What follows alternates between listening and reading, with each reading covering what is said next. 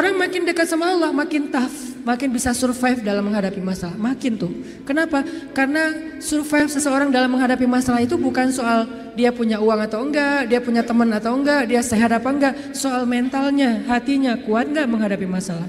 Di balik semua itu, ada sedikit hal yang membuat saya ngerasa, oh benar ya, emang enggak akan sempurna tanpa agama. Orang Jepang itu tingkat bunuh dirinya tinggi banget ternyata.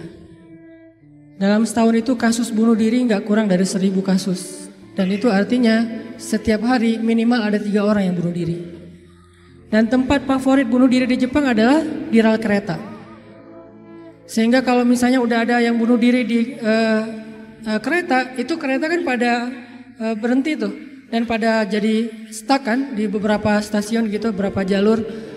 Akhirnya banyak yang rugi. Maka dari pihak kalau di kita mungkin KAI-nya langsung nyediain bus gratis buat para pelajar untuk jadi alternatif karena keretanya nggak beroperasi, ada yang bunuh diri. Saking favoritnya bunuh diri dengan cara nabrakin diri ke kereta, akhirnya ada peraturan siapa yang bunuh diri di rel kereta, berhasil atau gagal, maka keluarganya akan membayar denda sekian puluh juta. Kenapa? Karena dia bunuh diri tapi ngerugiin orang lain.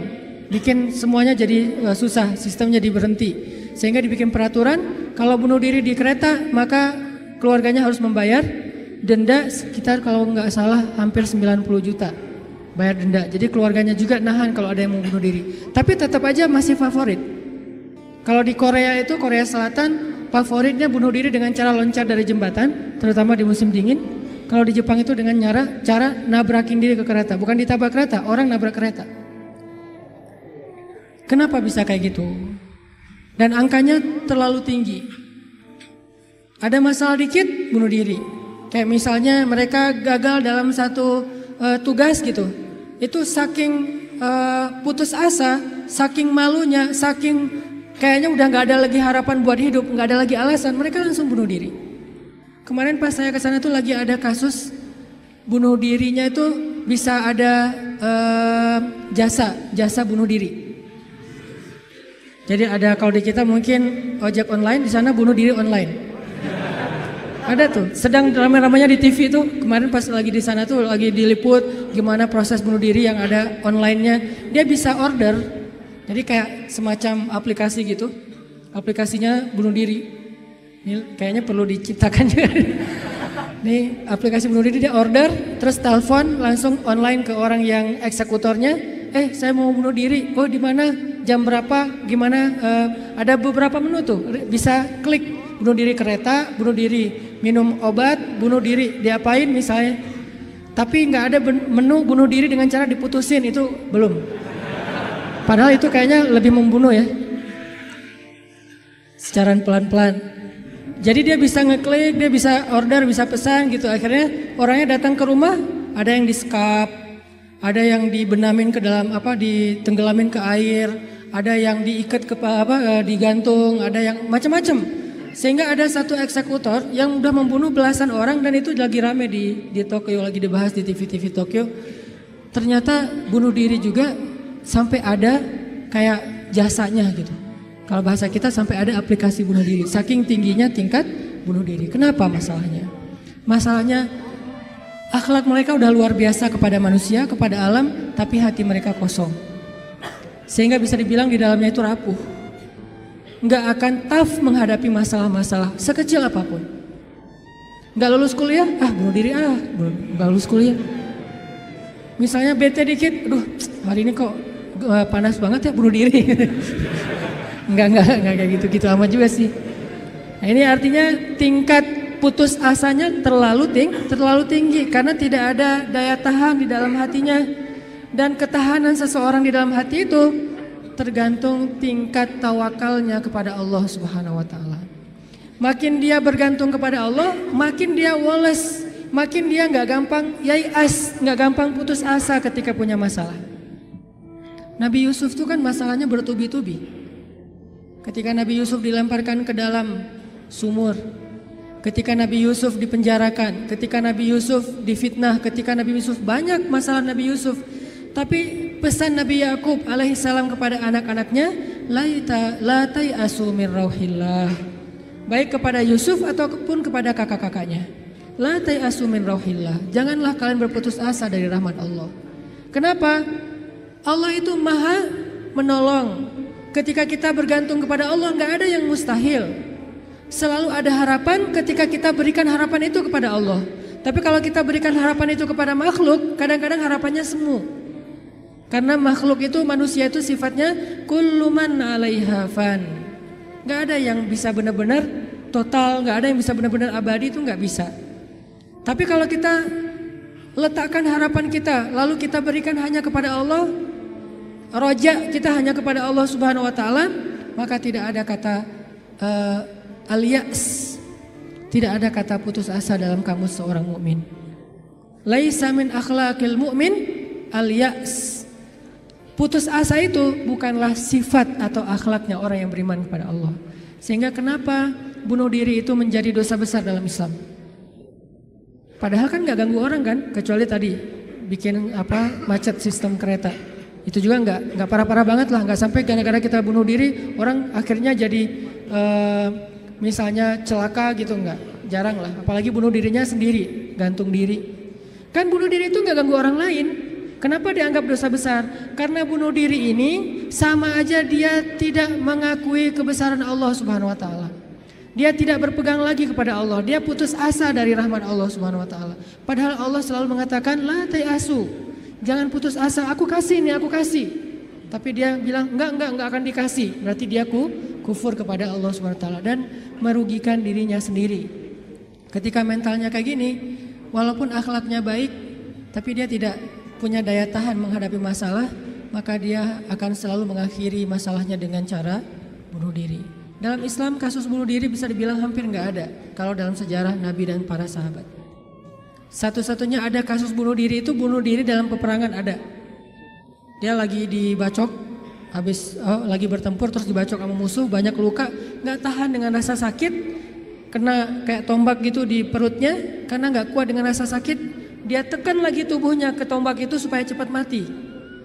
Lalu ketika dia sudah meninggal, orang-orang mengatakan dia itu pemberani, dia itu syahid, dia itu hebat. Kata Nabi tidak, dia di dalam neraka. Lalu para sahabat bertanya, kenapa ya Rasul kok dia masuk neraka? Padahal kita tahu dia meninggalnya dalam fisabilillah. Kata Nabi karena dia nggak bersabar terhadap ujian dari Allah Subhanahu Wa Taala. Sakit, ya udah daripada saya nggak kuat nahan sakit, mending sekalian mati nih. Itulah al-ya's. Dan itu tidak ada dalam kamus orang yang yakin kepada Allah, beriman dan bergantung kepada Allah Subhanahu Wa Taala. Jadi kalau kita mau belajar kepada orang Jepang, ada yang kita bisa belajar banget, yaitu moralnya, kedisiplinannya, kebersihannya. Tapi tetap ada satu hal yang fatal yang mereka tidak punya, yaitu Tuhan. Mereka nggak percaya kepada Tuhan. Kalaupun ada agama, kata teman-teman di sana, lahirnya sebagai orang agama Shinto kalau nggak salah, terus nikahnya sebagai agama Katolik kalau nggak Protestan, matinya sebagai agama Buddha. Jadi gonta-ganti itu. Kenapa gonta-ganti? Karena buat mereka agama itu hanya sekedar culture. Mereka tidak menyebut Islam sebagai agama Islam, tapi budaya Islam. Mereka tidak mengenal nilai-nilai ideologis, yang mereka tahu adalah nilai-nilai budaya, adat istiadat atau culture. Sehingga buat mereka pindah-pindah culture itu bagian dari kebijaksanaan. Kayak kita misalnya, saya nih orang Aceh, ketika saya berada di Sunda, di mana bumi dipijak, di situ langit dijunjung. Itu kan wise kan? Ketika kita menghargai budaya tempat kita tinggal, keramahan keramahan lokal atau apa gitu. Nah ini kan apa? Kearifan lokal. Arif kan bijaksana nih. Nah karena mereka menganggap agama itu hanya sekedar culture, maka arif menurut mereka itu ketika kita bisa beradaptasi dengan semua momen-momen culture itu. Masa-masanya Valentine mereka jadi orang Kristen. Masa-masanya hari tertentu misalnya hari besar Cina misalnya mereka jadi orang Buddha. Masa-masa tertentu mereka jadi orang Shinto dan segala macam. Yang enggak ada menjadi orang Muslim. Jadi karena nggak bisa dimix nih. Satu-satunya yang nggak bisa dimix menurut mereka cuma culture Islam. Yang lain bisa dimix. Culture Islam nggak bisa dimix sama mereka sehingga nggak bersentuhan langsung. Ini artinya mereka melihat semua itu hanya sekedar moralitas. Bukan sebuah nilai ideologis yang menguatkan mental, bukan. Sekedar moralitas. Culture Islam moralitas, culture yang agama-agama lain yang kita sebut itu moralitas, termasuk culture Jepang itu adalah moralitas. Tapi mentalnya lemah, sehingga ketika mereka punya masalah di dalam dirinya, mereka nggak punya pertahanan sama sekali. Sedangkan kita melihat ad-din, melihat Islam adalah sebuah nilai yang membangun mentalitas kita. Hanya akhir-akhir ini kita cenderung melihat Islam itu hanya sebagai undang-undang, sebagai syariat, sehingga orang takut sama Islam. Seolah-olah kalau kita mau menegakkan Islam, yang kepikiran itu cuma kisos, yang kepikiran itu cuma cambuk. Padahal Nabi menerapkan itu juga akhir-akhir setelah mentalitasnya udah mantep nih. Setelah pemahaman agamanya udah komprehensif, setelah diedukasi, baru kemudian penutupnya adalah menyempurnakan keadilan dengan cara menegakkan hukum. Kalau ada orang yang bilang misalnya, ngapain sih Tuhan katanya pengasih tapi kok menciptakan neraka? Sebetulnya jawabannya logis banget dan sederhana kan? Karena tanpa ada surga neraka tidak ada keadilan. Kemana larinya orang-orang yang berbuat jahat dan zalim kalau tidak ada neraka? Maka kalau semuanya masuk surga, yang zalim sama yang terzalimi, lalu di mana keadilan? Kalau gitu kita mending jadi orang jahat aja, toh masuk surga juga kan? Mending kita ambil aja hak orang lain, toh nanti di akhirat juga tetap masuk surga. Kalau gitu di mana ada keadilan? Keadilan Allah itu justru menciptakan surga dan neraka. Cuman pintu surga lebih banyak daripada pintu neraka. Dan Allah selalu memberikan peluang untuk selamat dari api neraka dengan cara mengampuni dosa. Allah Maha Adil. Allah gak mengatakan kalau udah cap neraka udah gak akan lagi berubah. Enggak. Kalau kamu buat dosa sekali gak akan diampuni, pasti masuk neraka. Enggak. Disitulah Maha Rahman. Selain Allah Adil, Allah juga Rahim, Rahman, Rauf, apalagi banyak sifat-sifat Halim. Allah menciptakan keadilan dengan adanya surga, adanya neraka. Tetapi Allah selain adil, Allah juga Maha Pengasih. Dengan apa? Kalau ada yang berbuat dosa, nggak langsung dihukum sama Allah. Kita sering buat dosa, emangnya langsung dihukum? Enggak. Kadang-kadang memang Allah langsung negur, tapi bukan hukuman. Karena kalau dihukum harusnya lebih dari itu. Kalau ditegur, karena kadang-kadang kita nggak sadar dengan cara-cara yang baik. Allah kasih sedikit, ada cemeti sedikit biar kita dicambuk sedikit, ditoel dikit ya. Biar kita sadar. Supaya apa biar kita sadar? Biar dengan kesadaran itu kita menjadi lebih baik, lebih bermanfaat, lebih berkualitas hidupnya. Allah nggak langsung menghukum kita. Kalau Allah mau menghukum kita dengan dosa kita, kayaknya kita nggak ada yang berada di sini sekarang nih. Udah celaka dari dulu-dulu juga. Sekali kita minum, sekali kita narkoba, sekali kita berzina, sekali kita membunuh, sekali kita mengambil hak orang lain, udah langsung celaka. Kenapa masih bisa hidup? Kenapa masih bisa berada di masjid?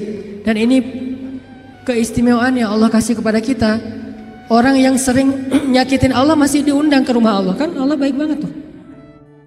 Coba kita, ada yang sering nyakitin kita, mau diundang ke rumah kita? Di telepon aja kita reject terus, kalau perlu di blok, gak bisa nelpon lagi, unfollow segala macam, left group.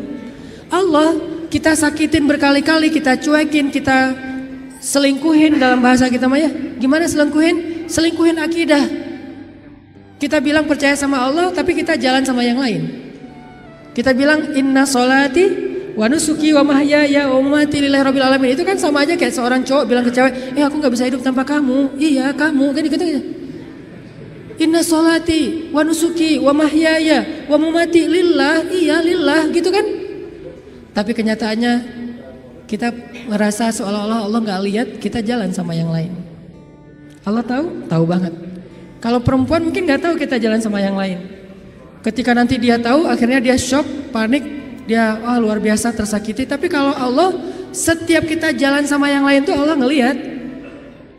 Kita dekat sama yang lain, ke Allahnya enggak. Lah, yang kasih rezeki kan saya. Kenapa kamu terima kasihnya ke dia? Yang memelihara kamu kan saya. Kenapa kamu baiknya ke dia? Kok saya enggak berbuat baik kepada hamba Allah? Allah senang. Tapi kenapa kepada Allah enggak? Ini agak-agak kurang fair nih.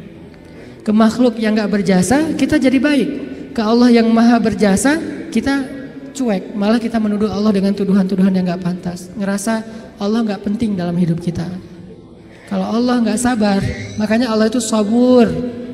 Apa arti sabur? Sabar banget. Allah itu sami. Apa arti sami?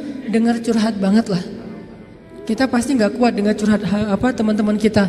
Bayangin kalau yang curhat ke kita itu ada puluhan orang, kan stres juga tuh setiap hari. Allah dicurhatin miliaran orang setiap hari coba. Bukan miliaran orang, miliaran makhluk, semuanya curhat kepada Allah. Yas'aluhu man fis samawati wal ardh. Semua yang ada di langit dan di bumi curhat kepada Allah. Tapi Allah mendengar semua curhat mereka seolah-olah mereka itu cuma satu orang doang gitu. Dan baru pertama kali curhat, akhirnya Allah mendengarnya tuh sami'un. Betah banget ngedengerin curhatnya. Betah banget Allah dengar curhat kita, gak pernah. Kan kamu udah kemarin curhat, giliran atau dengan yang lain? Enggak kan? Kita berdoa setiap hari, kan udah kemarin giliran. Soalnya yang berdoa itu banyak loh. Kita di DM aja, di Japri aja kadang-kadang bete juga nih kalau udah dijawab sekali terus nanya lagi. Karena banyak banget yang bertanya. Kan agak capek tuh, makhluk. Makanya kita gak disebut sami'ud. Tapi kita sami'un. Allah sami'un, kita sami'un. Apa bedanya? Kalau sami'un senang mendengar, tapi tetap ada batasnya. Kalau sami'un pendengar banget, betah banget ngedengerin, gak ada batasnya, gak pernah Allah capek mendengar curhat kita. Lagian kadang-kadang kita yang dicurhatin ke Allah itu masalahnya itu juga belum selesai. Allah gak pernah bilang belum selesai juga masalah yang kemarin, gak pernah Allah ngomong gitu. Kayak berlarut-larut kamu teh masalah gak beres-beres, Allah gak pernah ngomong kayak gitu kan. Tetap aja hambaku ada apa, Allah mendengar. Dan bukan cuma mendengar, Allah yang ngedatangin kita ke langit dunia setiap sepertiga malam. Terus Allah bertanya, hal min dihajah, ada nggak di antara hambaku yang butuh sesuatu? Sini. Hal min taib, adakah di antara hambaku yang pengen taubat? Sini aku terima taubatnya. Hal min mustaghfir, adakah di antara hambaku yang pengen minta ampun? Sini aku ampuni dosanya. Allah datangin kita, Allah nawarin jasa kepada kita, masih kita bilang juga Allah nggak berjasa dalam hidup kita. Masih kita bilang kita nggak butuh Allah Subhanahu Wa Taala. Fabi ayyi ala'i rabbikuma tukadziban. Jadi teman-teman, ada orang kadang dalam kehidupan kita itu berjasa banget sampai kita nggak bisa ngelupain dia. Salah satunya dalam hidup saya misalnya yang paling berjasa itu ibu nomor satu pastinya ya. Kedua istri. Orangnya ada soalnya di sini. Ibu, istri. Kalau selain keluarga, oke, itu keluarga. Selain keluarga, siapa yang paling berjasa? Dalam hidup saya itu salah satu yang cukup banyak ngebantu saya itu adalah salah satunya nih. Ada saudara saya, Ustadz Muhtarom namanya, dosen Unpad, tinggal di Antapani. Beliau yang pertama banget nampung saya ketika saya baru hijrah ke Bandung. Ketika saya nggak tahu tinggal di mana, nggak punya rumah kontrakan, ngontrak juga nggak bisa. Beliau nampung saya tinggal di rumah beliau beberapa lama di Antapani. Beliau kenalin saya dengan ibu-ibu Masjid Salim. Nih dari Mesir nih, mau nggak dengerin ceramahnya?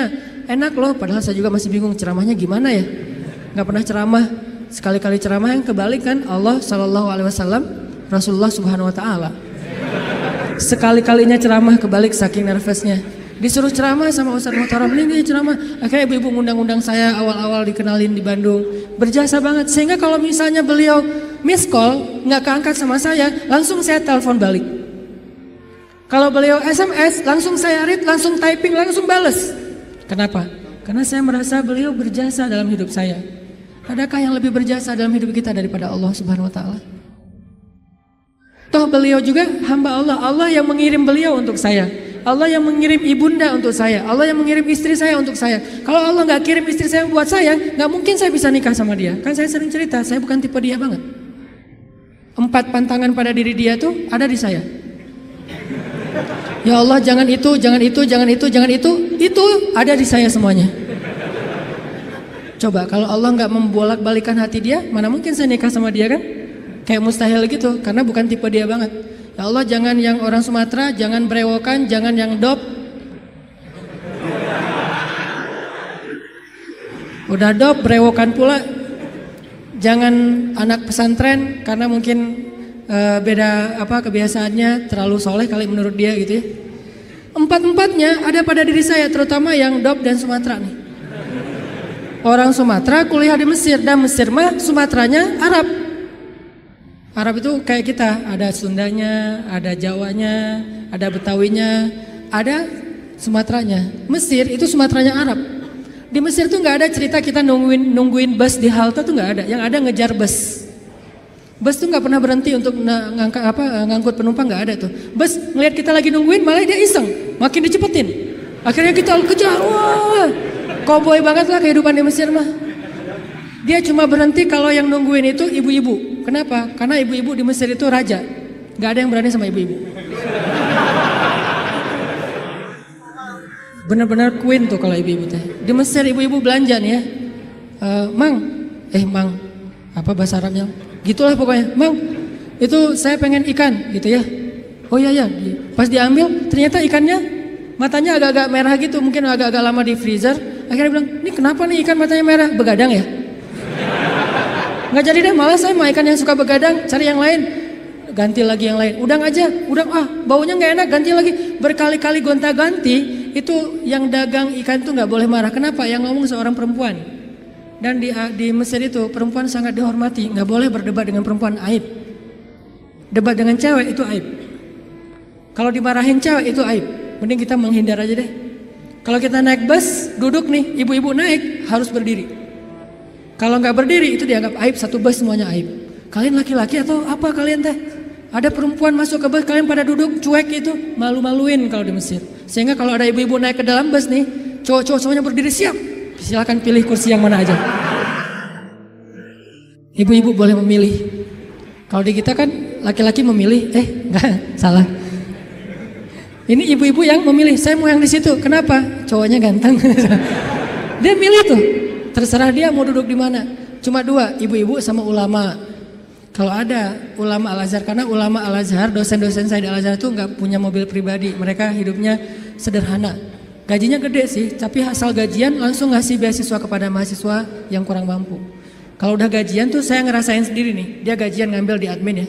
Karena dulu nggak ada transferan. Mesir itu agak-agak terlalu ya gitulah, manual ya, nggak ada transfer. Satu-satunya komputer di ruang admin tuh dipakai main kartu.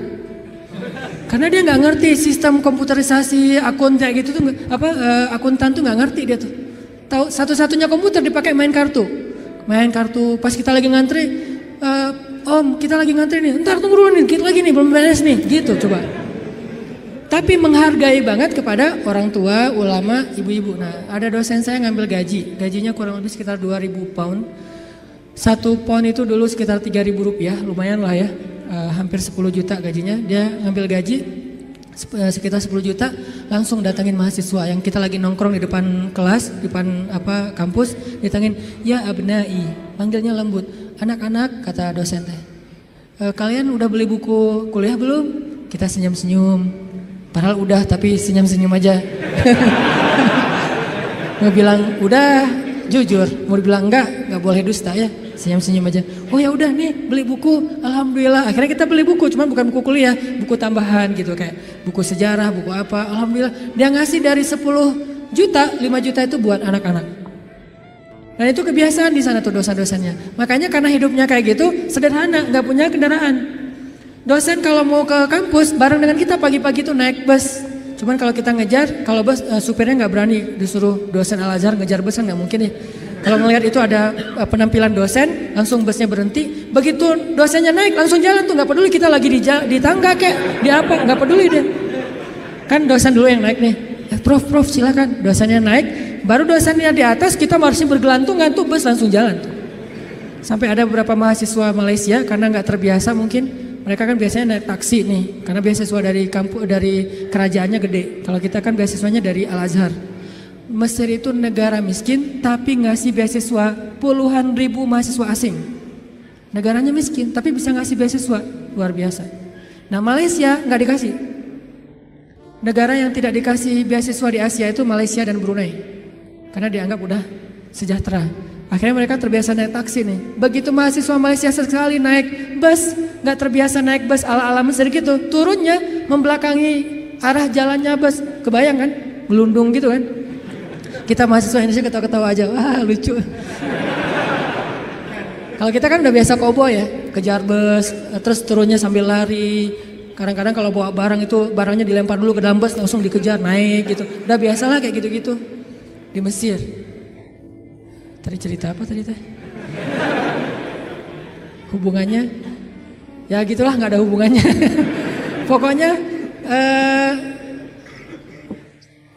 balik lagi ke tema ya. Intinya ketahanan hati kita itu ketika kita dekat kepada Allah Subhanahu Wa Taala. Jadi nggak ada ceritanya dalam kamu seorang mukmin ada masalah, baper, udah gitu bunuh diri, nggak ada. Tergantung tawakal kita kepada Allah. Coba rasain ketika kita lagi ngerasa enak nih hubungannya sama Allah, sama ketika kita lagi jauh dari Allah, terus dua-duanya dikasih masalah, mana yang lebih nyaman buat kita? Kalau kita pas lagi dapat masalah, pas lagi dekat sama Allah, itu akan bertahan banget. Saya pernah ngerasain itu. Saya karena kan sering ditolak ya ceritanya ya, curhatlah dikit lah ya. Kalau ditolaknya lagi jauh dari Allah itu baper. Tawaf Sungai Nil kan. Mau loncat, aduh dalam takut ada apa kuda Nil gitu.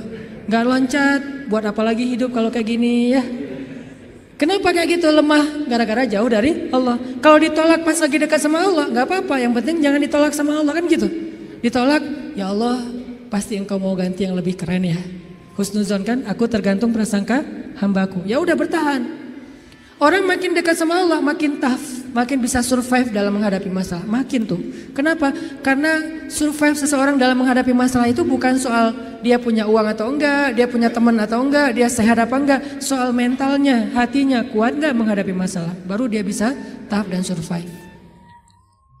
Ada orang yang secara fasilitas hidup udah nyaman, kenapa masih bunuh diri? Termasuk tadi tuh, di Jepang itu kan jaminan sosial tinggi banget ya, luar biasa ya. Sampai ada teman saya bukan hanya berlaku untuk warga Jepang, untuk warga asing yang kerja di Jepang tetap dapat jaminan sosial karena pajaknya tinggi. Ada teman saya yang ngelahirin, setelah dia nikah hamil lahir, itu anak biaya ngelahirinnya ditanggung pemerintah, terus ibunya boleh cuti selama 6 bulan, tapi tetap dapat gaji full setiap bulan. Cuti 6 bulan, gaji fullnya setiap bulan, ditambah lagi dengan bonus karena udah punya anak. Dikasih bonus, jadi punya anak dikasih bonus. Makanya di sana tuh kayaknya orang menikah itu semangat ya, nggak pengen istiqomah jomblo lah ya. Karena jomblo nggak ada bonus di sana. Begitu nikah dapat bonus, begitu punya anak dapat bonus. Tapi ada batasannya, anak nggak boleh banyak-banyak juga. Makin nambah anak, makin nambah pajak. Jaminan sosialnya tuh tinggi. Tapi kenapa kok malah gampang putus asa? Padahal secara fasilitas hidup sudah tercukupi. Mental. Mungkin secara etika keren lah, pokoknya ngacung jempol pokoknya. Tapi kalau mentalnya lemah, kosong. Ada yang gersang di dalam hatinya karena tidak diisi dengan kata Allah di dalam hati mereka.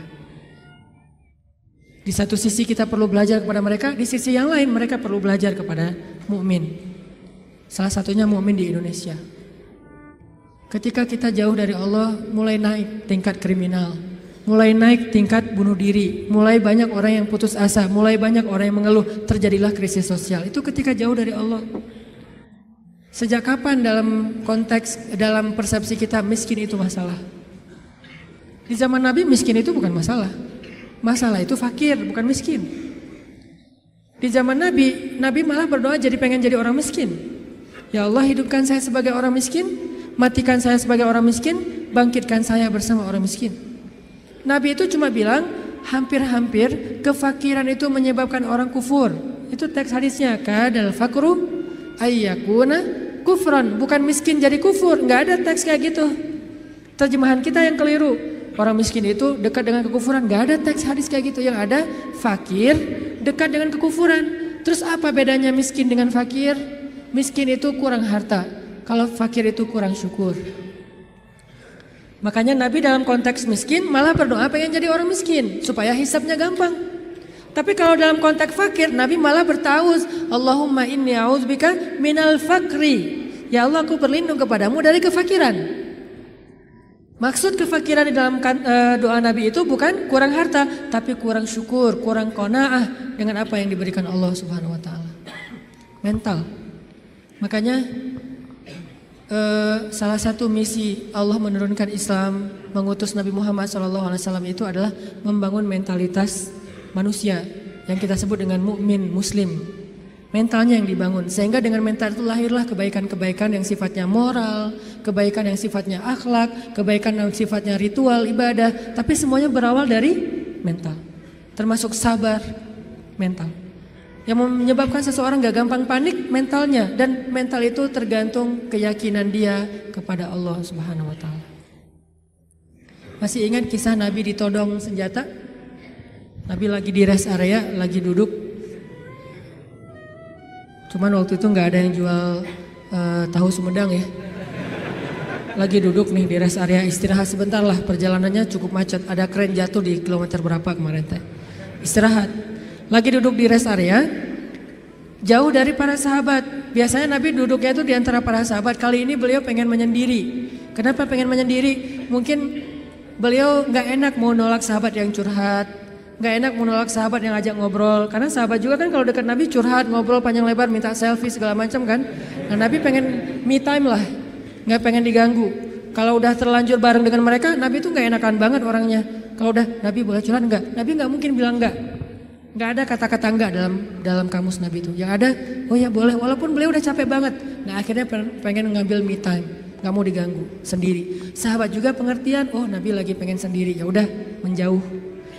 Ternyata itu jadi kesempatan buat orang kafir, musuh yang pengen membunuh Nabi. Dia langsung datang, nodong senjatanya, pedangnya di leher Nabi. Itu pedang yang sangat tajam, kalau ditarik dikit, udah aja langsung Nabi kegorok. Dia todong di leher Nabi, tinggal ditarik doang. Dia bilang, Muhammad, sekarang kamu jauh dari orang-orang yang mengawal kamu, sahabat-sahabat kamu. Kalau saya gorok leher kamu nih sekarang nih, siapa yang bisa nolong kamu? Di situ kelihatan tawakal Nabi itu, gambaran tingkat tawakal Nabi itu benar-benar hakut tawakulih. Kayaknya rasa-rasanya nggak ada di antara kita yang bisa tawakal sekeren itu. Tapi setidaknya kita bisa mengambil itu sebagai inspirasi. Ternyata tawakal itu menguatkan mental. Walaupun gak sekuat Nabi memang. Nabi kan di atas rata-rata ya, manusia paling istimewa lah. Siapa yang bisa nolongin kamu Muhammad? Nabi dengan tersenyum melihat ke arah dia dengan tenang mengatakan Allah.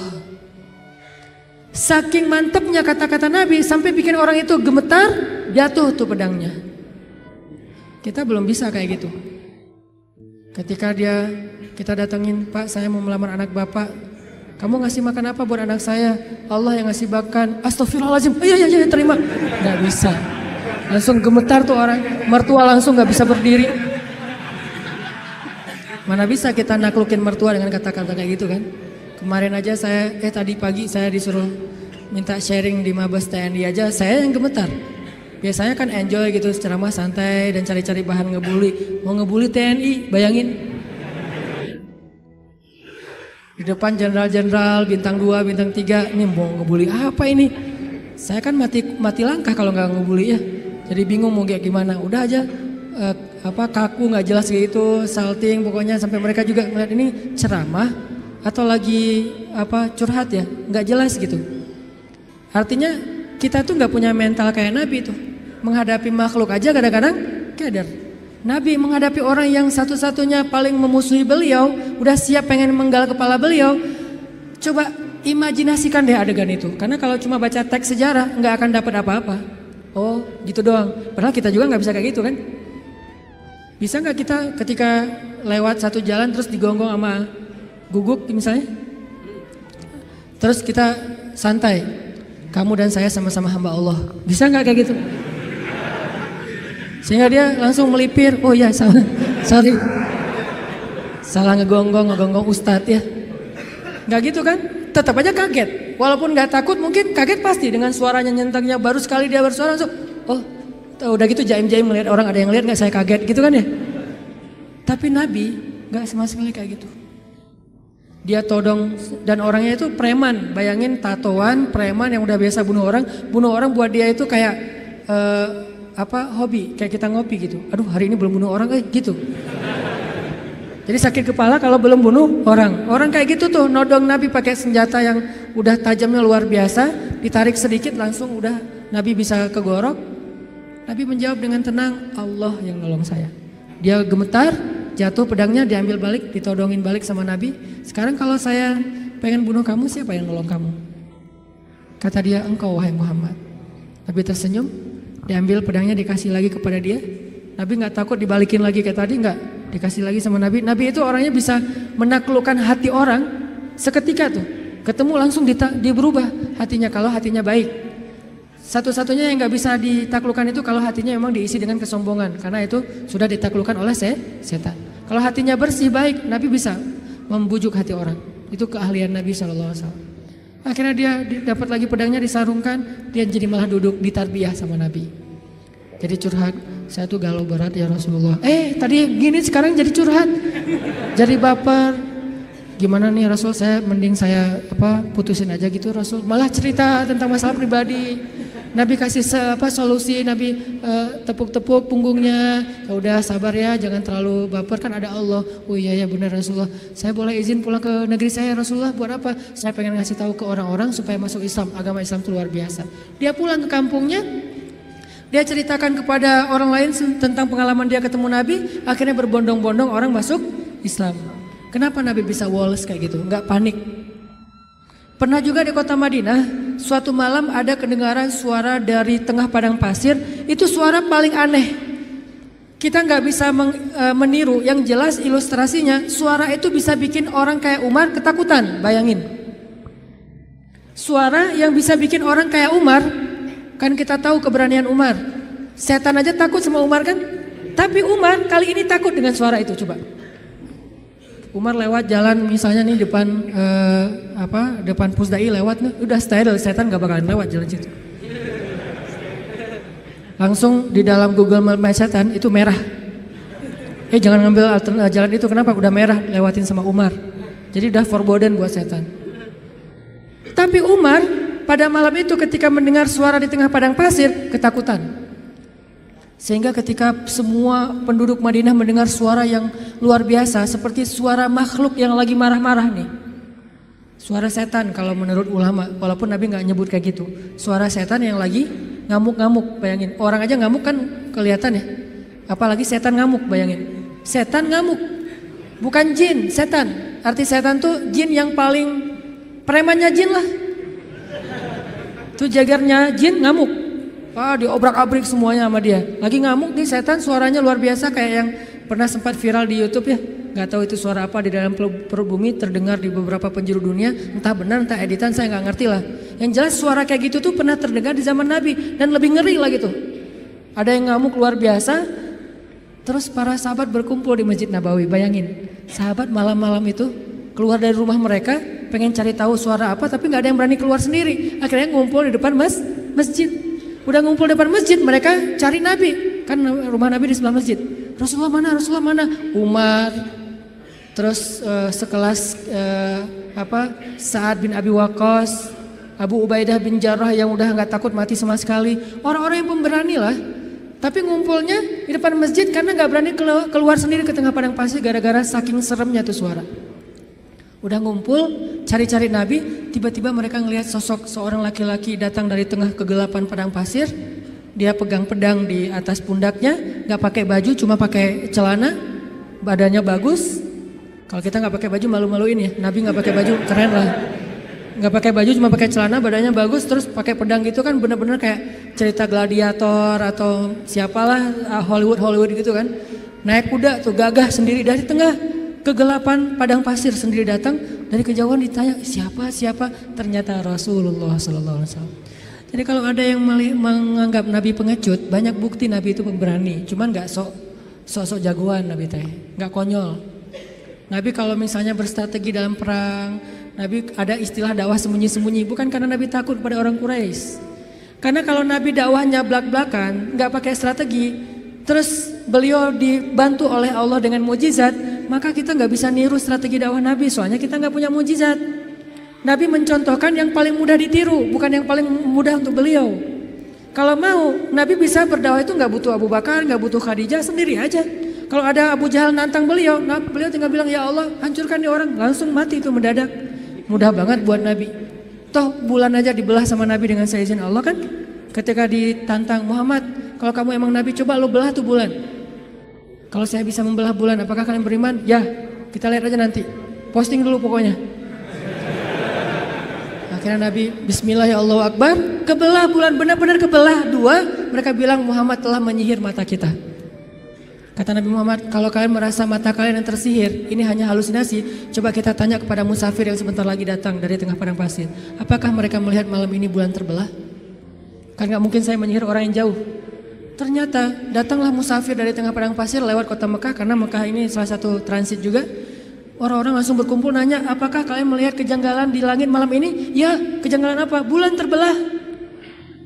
Ternyata Muhammad itu adalah Lord of the Ring, bapaknya para penyihir. Bukan kita doang yang disihir, musafir juga disihir. Tetap gak beriman.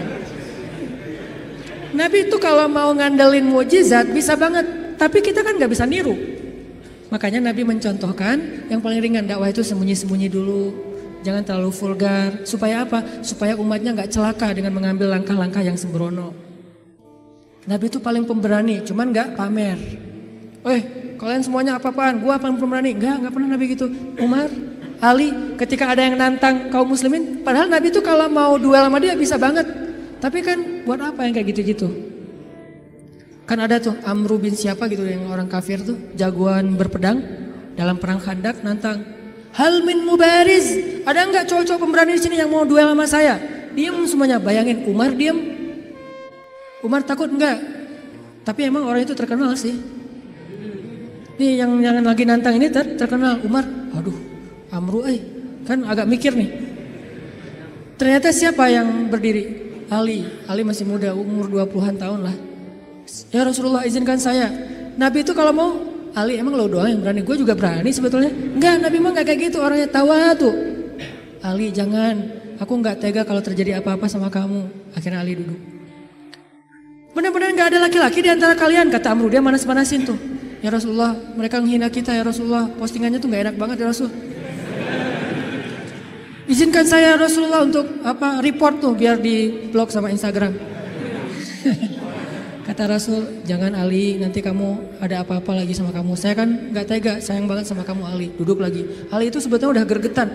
Rasul kok gak izinin sih, saya bisa tuh ngalahin tuh orang. Rasul gak percaya banget sih sama saya gitu-gitu. Sampai 3 kali, wah benar-benar kalian ini gak ada yang keren satupun, gak ada cowok sama sekali di antara kalian. Saya kecewa nih datang ke sini capek-capek, gak ada yang berani duel. Kata Amru. Akhirnya Ali, ya Rasulullah, izinkan saya demi Allah, biar Allah yang akan menunjukkan kebesarannya. Akhirnya Nabi diam, membolehkan Ali berangkat. Wah langsung kata Ali, ya Amru, saya mengajak kamu kepada Islam secara baik-baik. Kata Amru, gak ada urusan saya dengan agama itu. Kalau gitu saya ngajak kamu berduel. Kata Amru, saya gak tega membunuh kamu wahai Ali. Kata Ali, tapi saya tega bunuh kamu. Coba, Ali terkenal kan jagoannya Rasulullah kan. Akhirnya tarung, wah tahu sendiri kekuatan pedang Zulfikarnya Ali.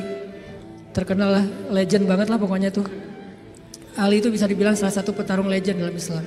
Ali dengan Zulfikarnya. Akhirnya tuh orang terkapar, penggal sama Ali dan mati dalam peperangan itu hal yang wajar. Jadi gak ada urusan, HAM-nya mana tuh, hak asasi manusia, ini perang. Kecuali perangnya di dalam kota, baru ngomongin HAM. Karena Islam itu sangat memperhatikan HAM kalau perangnya di dalam kota. Gak boleh nebang pohon, gak boleh bunuh perempuan, gak boleh menyakiti anak kecil, gak boleh menyakiti orang tua, gak boleh menyakiti orang yang sudah melepaskan senjatanya. Itu etika perang dalam Islam kan. Tapi kalau di medan perang, ya wajar tuh laki-laki sama laki-laki, wajar banget itu mah. Sama-sama cowok, sama-sama militer, sama-sama megang senjata, wajar banget. Jadi artinya Rasulullah itu sangat pemberani. Tiba-tiba Nabi datang bawa pedang di atas pundaknya, terus megang kuda, datang gagah banget. Orang-orang pas dari jauh ngeliat siapa, kok pemberani banget. Ternyata Rasulullah SAW. Begitu Nabi datang, tenang semuanya. Nabi itu kayak ayah buat sahabat. Nabi turun dari kudanya, diikat kudanya di kandang kuda, di garasi rumah beliau. Udah selesai markirin kuda, Nabi datang ke sahabat. Ya udah ya, udah bubar ya, udah selesai. Kata sahabat, Nabi ada apa sih di luar? Tadi kedengaran suaranya serem banget. Kata Nabi, udah beres. Nabi nggak cerita. Saking Nabi bijak. Kan kalau kita mah habis kayak gitu kan ceritanya panjang tuh ya. Wah gua tadi habis tarung loh sama dia. Kan gitu ya. Nggak bijak banget kita mah. Kalau Nabi bijak, udah beres. Nggak, gua habis tarung, wah babak belur lah pokoknya. Dia udah nggak patah kaki, patah tangan. Tadinya tuh dia gaya-gaya nantang gua, nggak tahu siapa Muhammad gitu-gitu kan. Ini anaknya Abdullah, cucunya Ismail, seorang sniper. Ismail kan terkenal sniper ya. Mata Ismail itu turun kepada Nabi Muhammad, mata yang tajam. Salah satu keistimewaan Nabi itu matanya tajam, sehingga beliau itu nggak pernah meleset dari memanah. Cuman kenapa nggak terkenal? Karena Nabi nggak suka manah seseorang yang tidak layak. Nah kita mah cuman manah calon juga nggak kena kan ya. Gagal lagi. Insya Allah nanti saya sharing cara memanah. Nabi itu jagoan memanah, seorang jago main pedang, lomba berkuda pernah beberapa di waktu Nabi masih ABG nih, belum jadi Nabi, sering lomba berkuda kan, sama Hamzah, Nabi sering menang. Jadi jago kuda, jago mana sambil berkuda itu udah biasa buat Nabi. Cemen lah itu mas, kecil, sepele, kayak kita ngemil doang itu mah. Gak ada apa-apanya buat Nabi. Tapi apakah Nabi pamer? Enggak, udah beres. Gak ada Nabi cerita, wah tadi gua berantem tuh sengit banget sampai 10 ronde loh. Gak ada cerita kayak gitu. Ini menunjukkan bahwa keberanian Nabi SAW bukan hanya karena beliau punya fisik yang ideal, tapi karena punya iman yang ideal. Bilal bin Rabah itu fisiknya gak ideal. Bukan masalah warna kulit, tapi dia lemah. Karena warna kulit itu sekarang bukan lagi ukuran keren gak keren. Malah sekarang makin dof tuh kan makin gimana gitu ya. Makin dof katanya makin apa istilahnya? Ya gak enak nyebutnya dalam masjid. Nah Bilal itu mungkin dia orang yang kulit hitam.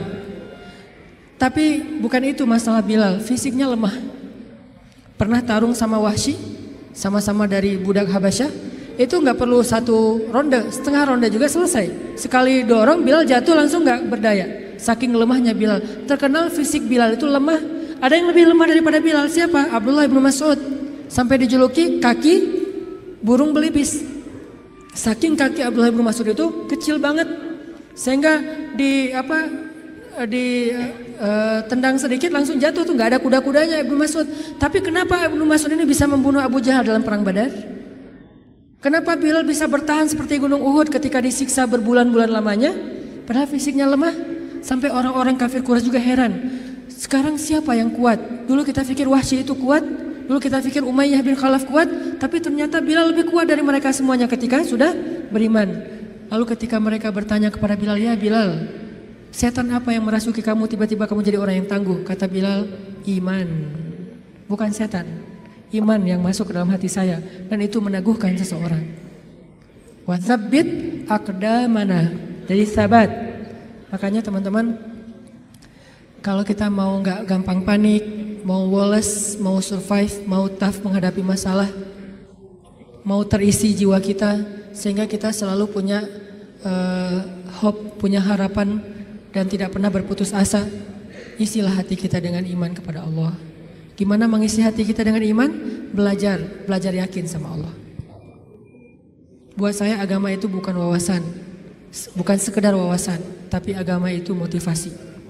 Karena kita udah belajar banyak wawasan agama, kalau nggak ada dorongan motivasi nggak beramal juga. Kita butuh motivasi agama, motivasi akidah, bukan ilmu akidah doang. Motivasi fikih bukan cuma tahu hukum fikih. Motivasi akhlak bukan cuma tahu norma-norma akhlak. Nah, salah satu motivasi akidah adalah belajar yakin sama Allah.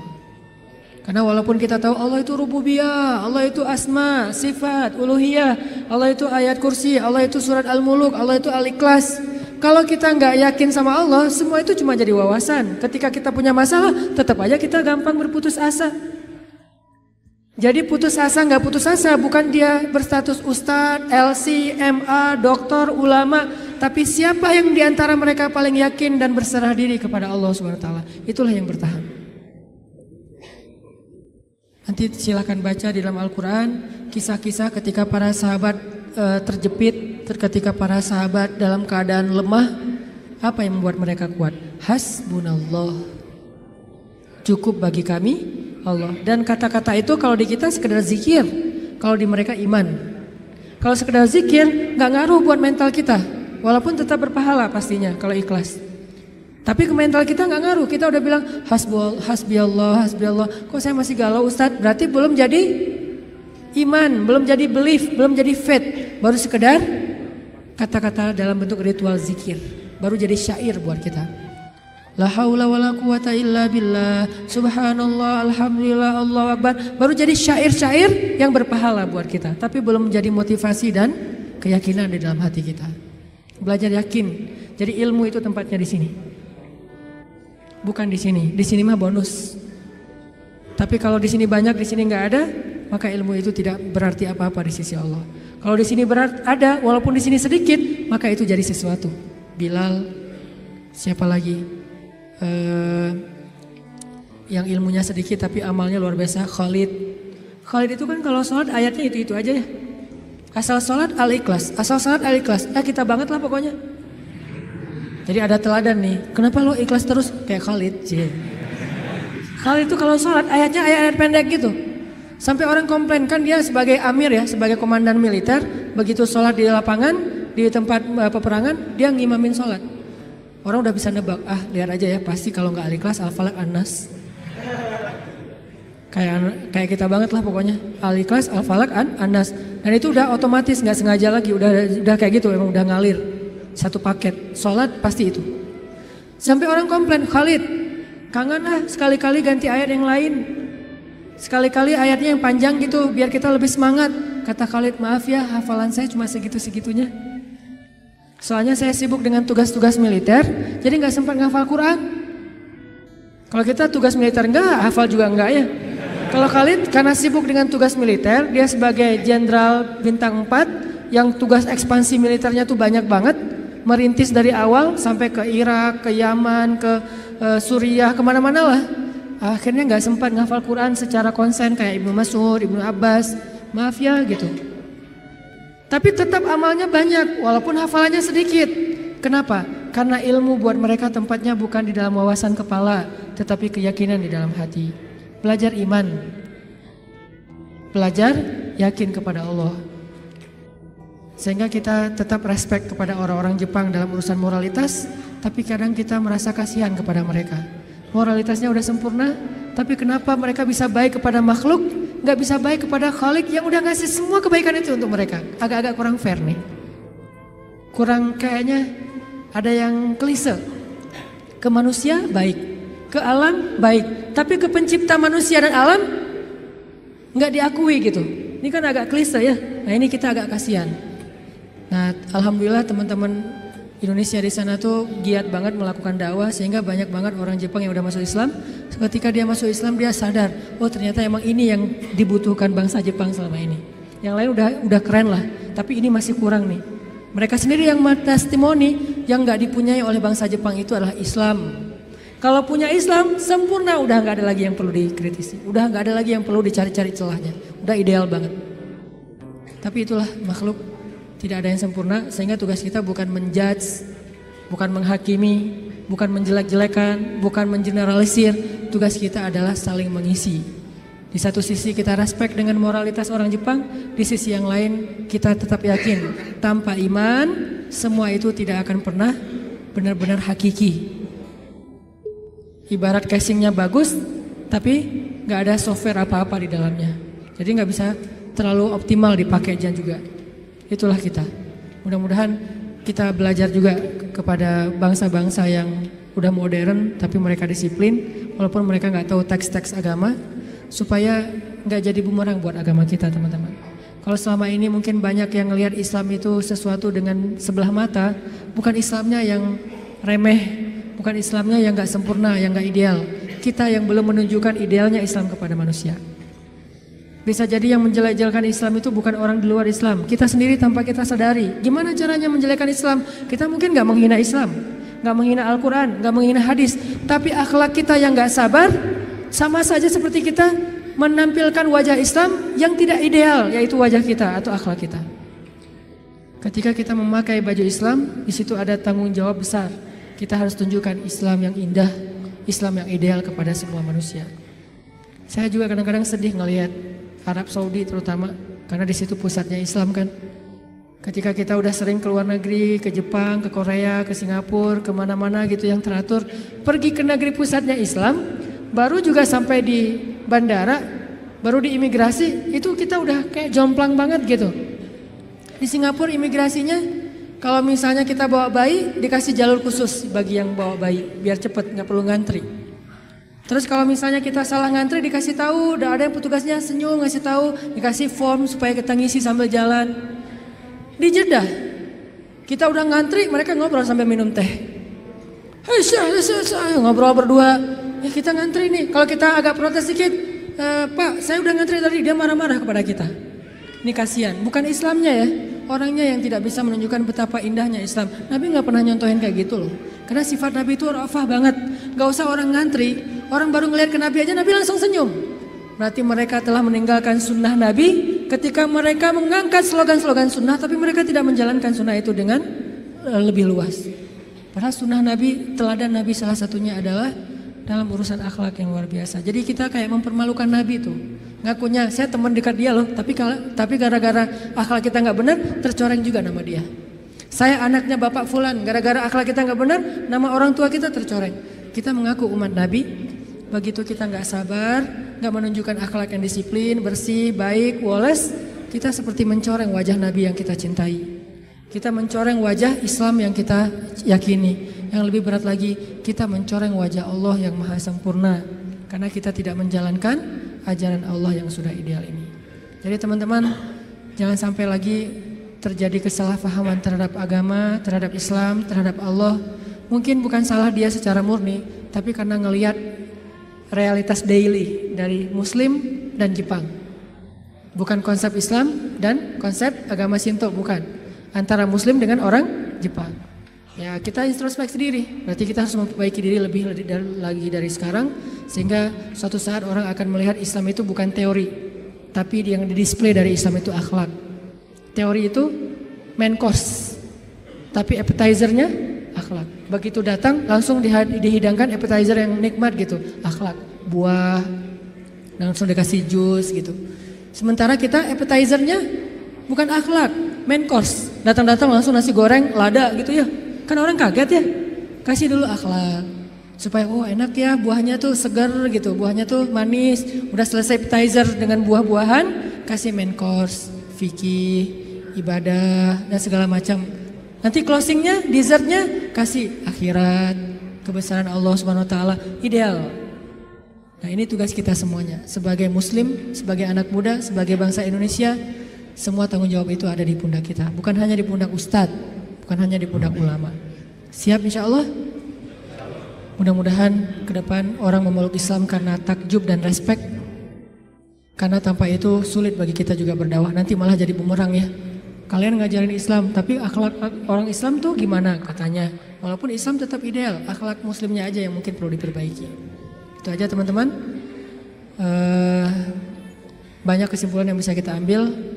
Sederhananya adalah yuk belajar lebih yakin kepada Allah supaya fisik kita lebih baik, hati kita juga lebih baik.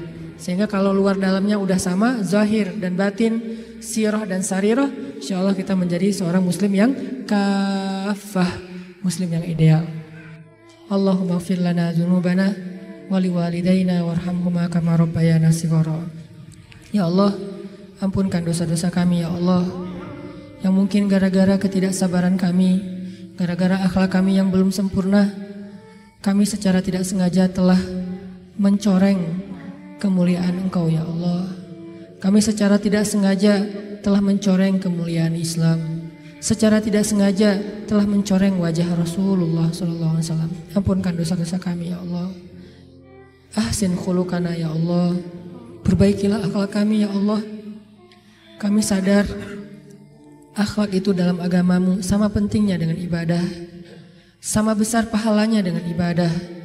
Bahkan terkadang di sisimu akhlak lebih utama daripada ibadah-ibadah sunnah. Ajarkan kami akhlak Nabi Muhammad SAW.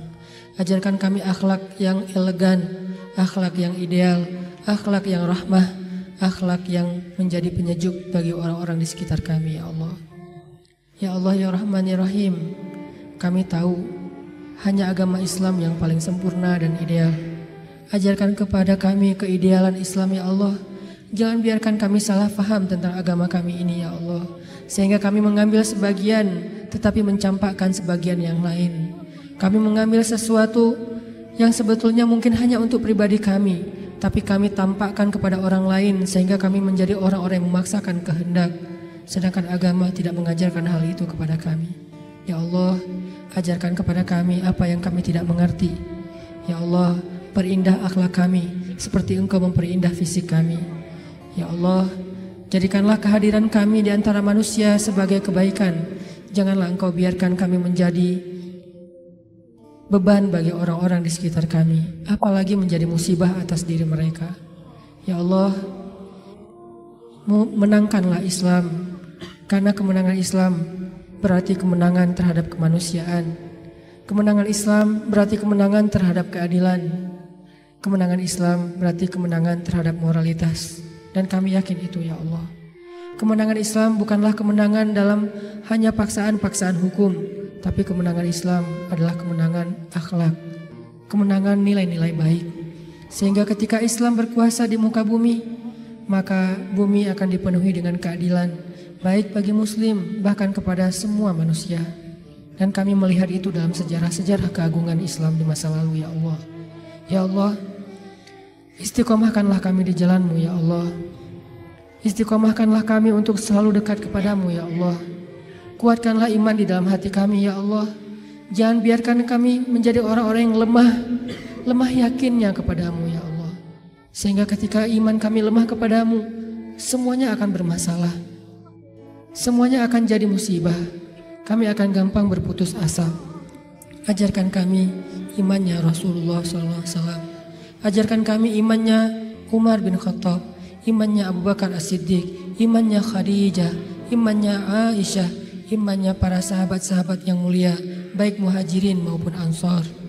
Ya Allah, damaikanlah bangsa kami ya Allah. Hindarkanlah kami dari perdebatan-perdebatan yang hanya menambah permusuhan di antara kami. Ajarkan kami perdebatan yang elegan, perdebatan yang ilmiah, perdebatan yang dipenuhi dengan rasa saling menghargai antara satu dengan yang lain. Jauhkan kami dari permusuhan dan perpecahan belah ya Allah. Jauhkan kami kaum muslimin dari saling menuduh kesalahan atas saudara-saudara kami, dari saling menuduh kesesatan atas saudara-saudara kami. Ajarkan kami untuk bersatu hati, sebagaimana Engkau mempersatukan hati antara kaum Aus dengan kaum Khazraj, antara muhajirin dengan ansar. Sebagaimana Engkau mengikat hati antara Ashabul Kahfi, sebagaimana Engkau mempersatukan hati antara saudara-saudara Yusuf anak Yakub alaihissalam. Ya Allah, berilah petunjuk-Mu kepada pemimpin-pemimpin kami. Karena kami yakin pemimpin itu bisa menjadi orang yang pertama di antara kami yang masuk ke dalam surga-Mu karena keadilannya. Bisa juga menjadi orang yang pertama dan paling dalam nerakanya karena kezalimannya. Beri petunjuk kepada pemimpin-pemimpin kami agar mereka bisa bersikap adil. Pemimpin yang takut kepada Engkau ya Allah. Karena ancaman yang paling besar adalah ancaman-Mu ya Allah. Siksaan yang paling pedih adalah siksaan-Mu ya Allah. Agar mereka menjadi pemimpin-pemimpin yang pemberani kepada makhluk tetapi takut kepada Khalik. Sehingga mereka takut untuk mengambil hak-hak rakyatnya, menzalimi bangsanya. Sehingga mereka takut menyia-nyiakan amanah dan wewenangnya ya Allah. Berilah rahmat-Mu kepada ulama-ulama kami ya Allah. Jadikanlah ulama di antara umat seperti matahari di siang hari. Jadikanlah ulama perannya benar-benar seperti peran Nabi di tengah-tengah para sahabat. Karena kami pernah mendengar ya Allah, Nabi bersabda, al-ulama warathatul anbiya, ulama itu adalah pewaris Nabi. Maka siapa yang menyakiti ulama sama saja dengan menyakiti Nabi. Siapa yang membantah ulama sama dengan membantah Nabi. Siapa yang menjelek-jelekan ulama, memfitnah ulama sama dengan memfitnah Nabi. Dan tidak ada yang menyakiti Nabi kecuali orang-orang munafik ya Allah. Lindungilah kami dari sifat kemunafikan. Jangan sampai kami berselisih dengan para ulama kami ya Allah. Karena itu adalah dosa besar bagi kami. Engkau akan murka kepada seorang anak yang durhaka kepada ayah dan ibunya. Begitu juga Engkau murka kepada seorang umat yang durhaka berbantah-bantahan kepada ulamanya.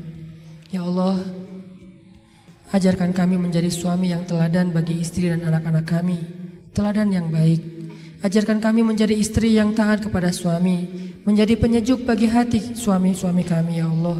Sebagaimana Khadijah, sebagaimana Aisyah menjadi penyejuk hati bagi Rasulullah SAW. Ajarkan kami menjadi seorang suami yang penyabar, seperti sabarnya Rasulullah, seperti sabarnya Umar, seperti sabarnya Ali bin Abi Thalib radhiyallahu anhum ajma'in. Ya Allah, berkahilah negeri kami, bantulah dakwah kami. Sungguh tidaklah kami berdakwah kecuali karena kami cinta kepada agama ini, karena kami cinta kepada negeri ini, karena kami ingin memberikan karya-karya yang positif membangun negeri dan menjalankan agama yang Engkau amanahkan kepada kami ya Allah. Bantu kami dalam dakwah kami ya Allah. Bujuklah hati-hati pemuda Islam di Indonesia agar kami sama-sama berhijrah dan belajar agama lebih baik, agar kami memperbaiki akhlak kami, agar kami lebih dekat dengan rumah-rumah-Mu ya Allah. Ya Allah ya Rabbana, Beri kami kebaikan di dunia dan kebaikan di akhirat. Lindungilah kami dari azab api neraka. Rabbana atina fid dunya hasanah wa fil akhirati hasanah wa qina adzabannar.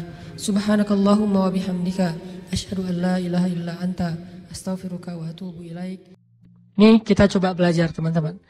Belajar untuk menerapkannya terutama kepada orang tua, lalu kepada pasangan. Kepada pasangan ini terutama istri ke suami, baru suami kepada istri. Karena setelah orang tua, suami itu posisinya sakral bagi istri. Sakral banget setelah orang tua ya. Artinya setelah dia menikah, maka posisi ayah ibunya itu digantikan oleh suami. Sampai Nabi bilang kalau seandainya seorang perempuan boleh disuruh bersujud, maka Nabi akan nyuruh dia bersujud kepada suami. Tapi kan gak boleh sujud kepada makhluk. Nah, kepada pasangan, bahkan kepada anak, terus juga kepada tetangga. Nah ini juga susah nih, hese nih kalau ke tetangga nih. Ada tetangga yang suka iseng, yang sering usil, gimana cara kita woles? Kadang-kadang kita sekedar gak dibales sapaan kita aja udah gak bisa woles. Punten, orangnya gak bilang mangga, udah. Atau kita lagi duduk, orang lewat gak ngepuntenin. Itu juga kadang-kadang kita emosional kan? Kita duduk nih, orang lewat, nggak ada punten-puntennya, jalan aja. Wah, bisa emosi. Kenapa sih kita terlalu mudah disulut emosinya?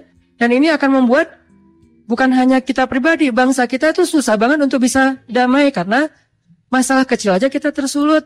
Hanya masalah di jalan, hanya masalah dengan teman, hanya dengan masalah dengan mantan, tersulut. Tapi emang susah sih kalau mantan, apalagi mantan yang tidak punya hati ya. Sih. Nah, kita sekarang coba baca nih ayat tentang woles di dalam Al-Quran ya. Coba teman-teman buka surat 33 Al-Ahzab ayat 22. Surat 33 Al-Ahzab ayat 22. Dan ketika orang-orang beriman melihat pasukan-pasukan Ahzab.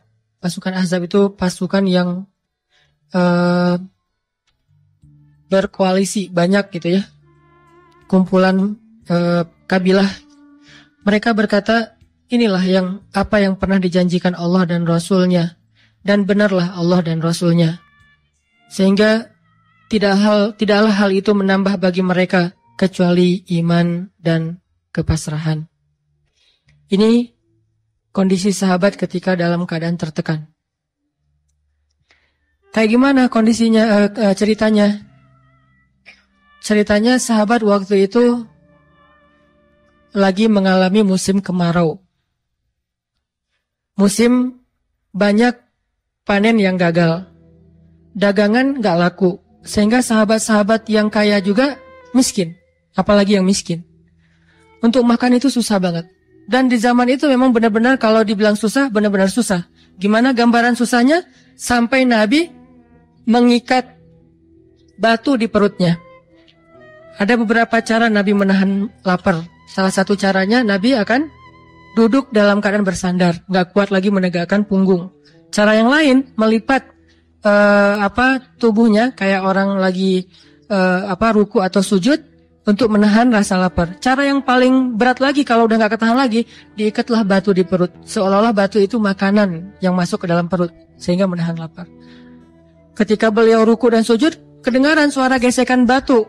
Karena kan di dalam jubah tuh pakai batunya di perut, bukan caper-caperan, gua tuh zuhud loh, lihat nih batunya banyak nih. Nggak gitu sih, ditaruh di dalam jubah, pakai jubah, sholat. Begitu sujud dan ruku, kedengaran suara gesekan batu. Terus Aisyah nanya, ini suara apa dipegang sama Aisyah? Pas dilihat sama Aisyah, Aisyah nangis. Kayak gimana Nabi nggak pernah komplain, nggak pernah ngeluh, padahal selapar itu. Dan beliau nggak pengen istrinya tahu kalau beliau tuh lapar banget, membuat istrinya sedih, sehingga ditutup dengan jubah. Begitu istrinya maksain pengen cari tahu ada apa sih Rasul, udah nggak apa-apa, dipaksain, nangis Aisyah. Ya Allah, betapa dosanya saya membiarkan suami saya kelaparan kayak gini. Tapi mau masak apa? Nggak ada apa-apa di dapur. Nih Nabi nih. Jadi benar-benar dalam kondisi lapar, haus, susah, nggak ada apapun. Tiba-tiba ada berita, orang-orang kabilah Arab berkumpul dengan banyak kabilah pengen nyerang kota Madinah. Dibantu sama orang-orang Yahudi yang di dekat kota Madinah. Ini ujian yang luar biasa. Kayak di Palestina, di Gaza, dapat berita bahwa Israel akan melancarkan serangan udara dan darat kayak dulu sekitar 2010, serangan di bulan Ramadan selama 50 hari itu. Itu kan ancaman yang luar biasa. Kita nonton di TV aja kayaknya jantung kita gimana gitu. Gimana yang ngalamin coba? Mereka tidur malam hari itu mungkin tidur terakhir buat mereka, setelah itu nggak akan bangun-bangun lagi.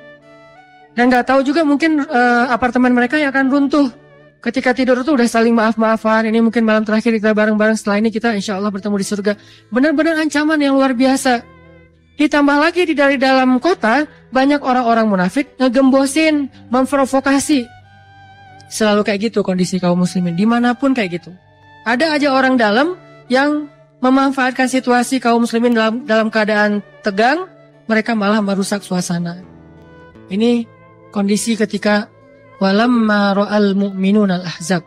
Ketika mereka melihat pasukan musuh yang sangat banyak mengelilingi kota Madinah, dan kalau musuh itu masuk ke dalam kota Madinah, nggak akan memberikan ampun, habis semuanya. Karena musuh-musuh itu kalau masuk suatu kota, mereka akan menghancurkan rumah, membakarnya, merusak ladang, dan mengambil harta-harta, bahkan sampai anak kecil juga nggak diampuni. Itu kan yang terjadi di Suriah dan di Palestina. Sampai anak kecil juga nggak diampuni. Salah apa anak kecil di kayak yang terakhir serangan di Idlib kemarin nih, rumah bersalin diserang. Memang orang bersalin salahnya apa? Memang orang bersalin mau nembak-nembakan gitu. Tapi kayak gitulah sifat dari musuh, ahzab. Pasukan-pasukan koalisi dari berbagai macam kabilah. Kalau sekarang negara, itu kan ujian yang luar biasa nih. Tapi apa yang dirasakan oleh orang-orang yang beriman? Qalu hadza ma wa'adana Allah wa rasuluh. Mereka malah bilang, ini nih yang dulu dijanjikan Allah dan Rasul. Kalau orang Suriah bilang, ini nih yang disebutin di dalam hadis Nabi. Bahwa nanti ketika terjadi huru-hara akhir zaman, iman adanya di Syam. Iman adanya di Syam. Syam itu yang mana?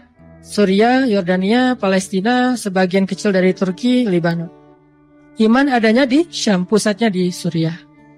Dan terbukti, dalam kondisi kayak gitu juga, mereka masih ngafal Quran. Kita kadang-kadang pilek dikit nggak masuk kampus, nggak masuk sekolah ya.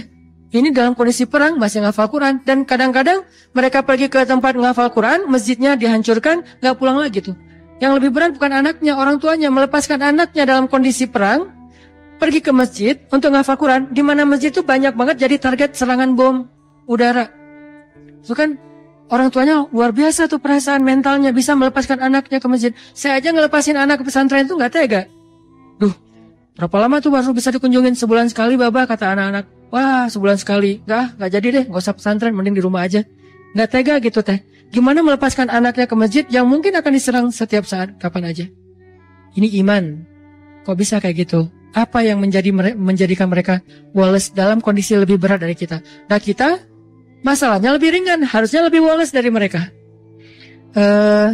Apa rahasia para sahabat tadi bisa tetap tenang dan bahkan semakin kuat imannya dan kepasrahannya kepada Allah ketika dalam kondisi-kondisi tertekan? Jadi makin ditekan, makin yakin sama Allah. Makin banyak masalah, makin yakin sama Allah, makin berserah kepada Allah. Kok bisa kayak gitu? Ada orang yang ketika makin banyak masalah, makin ragu sama Allah. Nih Allah maunya apa sih? Gitu kan? Ketika makin banyak masalah, makin kayak mempertanyakan takdir dan ketentuan Allah. Kenapa kok saya yang ngalamin ini? Kenapa saya dari dulu nggak selesai-selesai masalahnya? Kenapa justru setelah saya berhijrah malah banyak masalah? Kenapa para sahabat sebaliknya? Makin dikasih ujian, makin wa ma zadahum illa imanan wa taslima. Nggak bertambah kecuali iman dan kepasrahan. Jadi dikasih ujian malah makin yakin sama Allah, bukan makin ragu. Misalnya dia ganti nih model transaksi dagangnya, bisnisnya. Yang tadi mungkin syubhat atau haram, sekarang dia pakai model transaksi bisnis yang halal aja deh. Yang aman-aman aja. Gara-gara transaksi yang halal, malah banyak masalah. Masih mending kalau masalahnya cuman berkurang income-nya. Ini malah ditipu orang lah, rugi segala macam. Mulai mempertanyakan, nih bener nggak ya saya ngambil jalan yang syariat segala macam, kok malah makin susah nih kelihatannya. Kenapa kita ketika diuji malah jadi ragu sama Allah? Kenapa saya katanya kalau misalnya saya jujur, saya akan dapat kebaikan. Ini gara-gara jujur malah nggak lulus. Ya mungkin nggak belajar tapi jujur. Yang satu lagi yang nggak jujur malah nilainya bagus mungkin. Misalnya nggak belajar tapi dia dusta. Kenapa para sahabat ketika diuji malah makin yakin sama Allah? Malah makin pasrah kepada Allah. Karena mereka pegang janji Allah. Itu salah satu tipsnya. Kalau kita pengen tetap woles pas menghadapi kesulitan, pegang janji Allah. Makin kita kuat pegang janji Allah, diuji, kita makin pasrah sama Allah. Ya Allah, saya akan yakin sama Engkau memegang janjimu. Ketika diuji, saya berharapnya balasan dari Allah, pertolongan dari Allah. Kayak yang pernah saya sampaikan dulu, kalau kita dapat musibah, yakinlah kepada janji Allah. Siapa yang membaca doa yang diajarkan Nabi, nanti Allah akan ngasih ganti yang lebih baik gitu kan ya. Allahumma ajurni fi musibati wa khluf li khairam minha. Ya Allah, beri saya pahala dalam musibah ini, beri saya ganti yang lebih baik darinya. Kalau kita pegang banget dengan janji Allah lewat doa ini, kita ketika dapat musibah, setidaknya nggak akan panik habis-habisan. Nggak akan putus asa dalam menunggu pertolongan Allah. Setidaknya, kalau nggak bisa woles-woles amat, nggak bisa tenang-tenang amat, minimal nggak panik habis berlebihan. Kalau musibahnya, musibah kematian, nggak bikin kita meratapi kematian. Kenapa? Kita pegang janji Allah SWT. Makanya kan ada cerita seorang ayah yang diberi musibah dengan wafat 2 orang anaknya. Anak laki-laki pertama meninggal. Dia bilang innalillahi wa inna ilaihi rajiun. Anak laki-laki kedua meninggal. Dia bilang innalillahi wa inna ilaihi rajiun. Semua ini milik Allah. Allah yang memberi, Allah juga yang mengambil kembali. Suka-suka Allah, pasrah gitu. Nerima, ridho dalam bahasa agama. Bukan ikhlas ya. Kalau ikhlas itu dalam bab ibadah. Kalau dalam bab takdir namanya ridho. Raditu billahi robba. Saya ridho deh dengan ketentuan Allah, itu namanya ridho. Bukan yang ikhlas ya. Ikhlas apaan? Orang nggak lagi ibadah kan? Lagi ada musibah. Jadi bukan yang ikhlas ya, bukan. Tapi yang ridho ya. Kalau mau lebih tepat nih. Tapi nggak apa-apa deh. Pakai bahasa kita aja. Tapi kalau mau lebih tepat maknanya yang ridho ya, sing ridho ya gitu. Bukan sing ikhlas. Karena ikhlas itu ibadah ritual. Nah, dia ridho tuh. Innalillahi wa inna ilaihi raji'un. Innalillahi wa inna ilaihi raji'un. Yang ketiga meninggal juga. Dan dia mulai agak ragu nih. Kok gini-gini amat ya? Suatu malam dia bermimpi 2 anaknya itu dalam mimpi itu ayah ini mau jatuh ke sebuah jurang yang di bawahnya api, kayak api neraka gitu. Ditarik sama 2 anaknya, cuman gak kuat. Kata mereka, seandainya adik ada di sini pasti bisa narik nih, bisa nyelamatin ayah. Kalau adik ada di situ, kenapa cuma 2 yang nolong? Karena 2 itu yang dia ridho, yang satu lagi nggak ridho. Akhirnya cuma 2 orang yang bisa nolong dia di akhirat. Bangun dari mimpi dia sadar, oh ternyata justru Allah pengen nolong dia di akhirat dengan musibah itu. Dan buat anaknya juga kebaikan nanti di akhirat masuk surga. Akhirnya dia bilang innalillahi wa inna ilaihi raji'un, astaghfirullahalazim. Hidup kadang kayak gitu. Ketika kita pegang janji Allah, ada sesuatu yang kita tunggu di dalam kesulitan hidup kita. Sehingga buat kita selalu punya harapan. Tapi kalau kita nggak pegang janji Allah, kita nggak nunggu apa-apa kecuali mengeluhkan keadaan kita. Dan itu bikin kita lemah. Ditolak yang pertama, innalillahi wa inna ilaihi raji'un. Ya Allah, beri saya yang lebih baik darinya. Nemu nih, ditolak lagi. Lebih cantik tapi nolak juga, kan lebih sakit ya. Lebih cantik, ditolak lebih sakit. Ya Allah, beri yang lebih baik lagi. Makin lama makin di puncaknya rasa sakit yang udah gak tahan, diterima.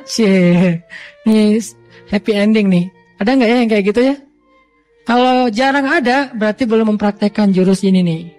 Kalau pengen kayak gitu, coba tes deh. Cuman kalau ngetes Allah tahu sih ya. Coba deh praktekin, bukan ngetes, praktekin. Nanti pasti kita akan ngelihat hasil yang luar biasa.